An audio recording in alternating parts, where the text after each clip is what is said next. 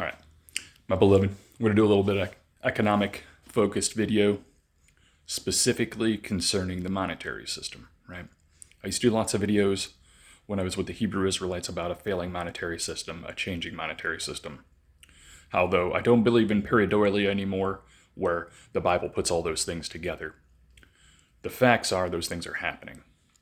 Whether it's a digital currency, digital ledger system, which has to be, because at some point in time, the physicality of moving these things throughout the world in order to make the medium of exchange needs, it's impossible.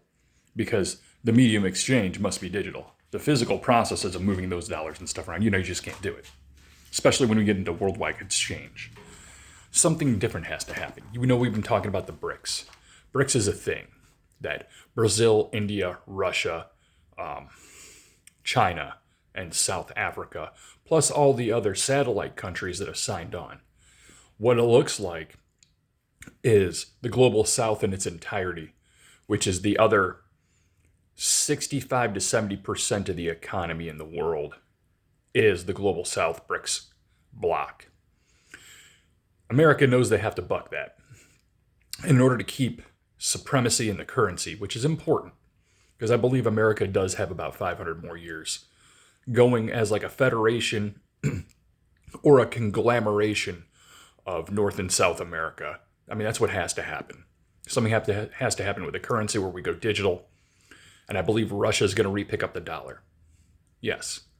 Russia, the BRICS is a stillbirth at the moment. China wants to rule it. And they really want to show Russia that they ought to be kind of the chief on it. And are trying to make, and it makes sense. India and China have the largest populations. But how finance works and how authority and intelligence works, Russia's at the top of it. And for obvious reasons. They've had their hand on the intelligence game forever. My concerted opinion here is that the deal that's going on is BRICS is going to be a stillbirth. It has to be. Because there's too many countries trying to agree on something, and they haven't made to a medium yet. And it's been a 5-year process. I've been following that.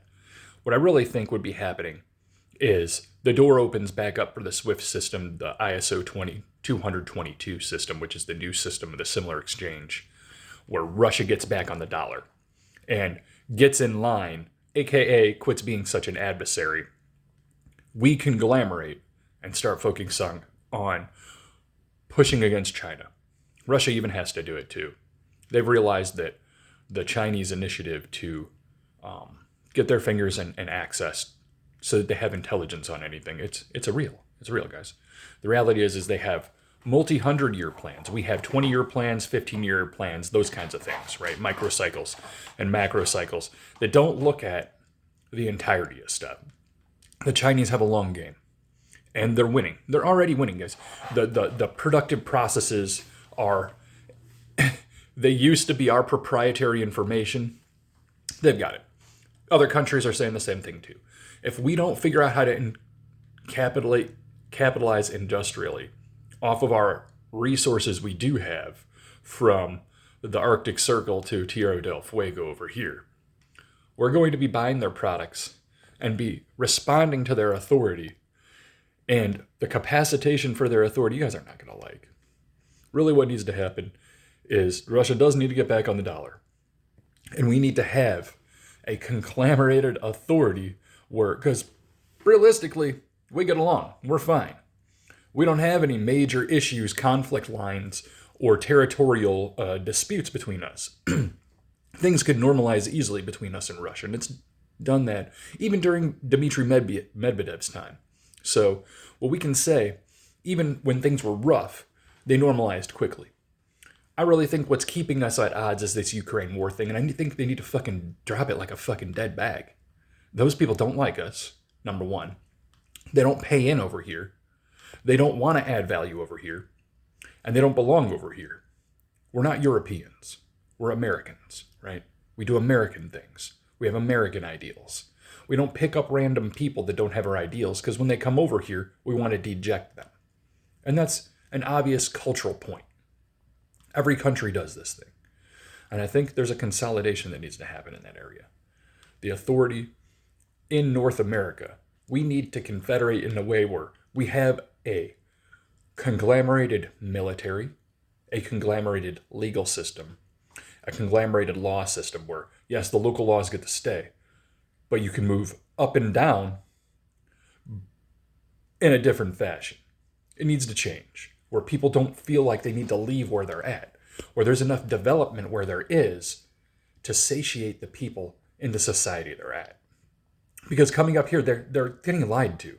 There isn't all that. All those jobs are in other countries like China and India, and where manufacturing is being pushed to. Wait when Iran opens, because that's the plan, guys, is to open Iran and the Middle East for the repair of Gaza for obvious reasons. Because you cannot fucking repair a rat's nest with the goddamn fire and everything. And I'm not calling them rats. I'm saying the place is unlivable. It is a complete death trap, right? Everything could just collapse on you. It needs to be repaired. And it can't be repaired by under enemy rocket fire, right? So, for what it is, the world needs to get safe again. And we need to have some kind of a baby boom, because this place, we need taxpayers for the aging populations. Japan's a good example. We do not want to be like Japan, right? Just some thoughts. Have a great rest of your day. This monetary system has to change, and I believe the normalization between the dollar and Russia is what's more likely. All right. And if those things happen, wait for silver and gold to crash really hard, and the people who thought they made money on it to lose money on it. All right, because then the currency would level out, right? Because I believe it's still a bubble. Silver and gold's a bubble because we're kicking the can down the road. If the monetary system resets, those values will change quickly, guys. Be careful. Have a great rest of your day.